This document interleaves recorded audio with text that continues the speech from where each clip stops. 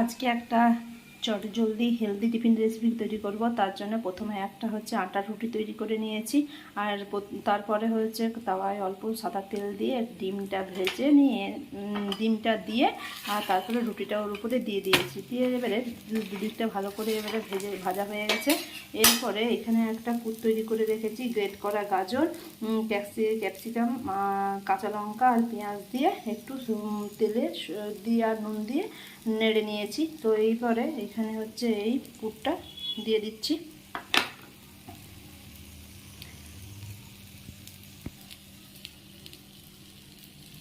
পুরটা দেওয়ার পরে অল্প একটু সস দিয়ে দিয়েছি আর দুটো টুকরো একটু চিজ দিয়ে দিয়েছি।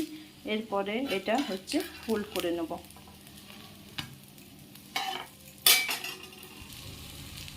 দুদিকটা ফোল্ড করে ভেজে নিয়েছি, এবারে এটা উঠিয়ে দিচ্ছি।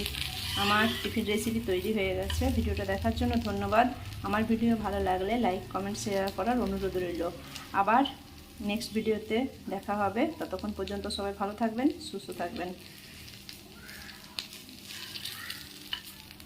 এটা এবারে সেটা টিফিন বক্সে দিয়ে দিলাম।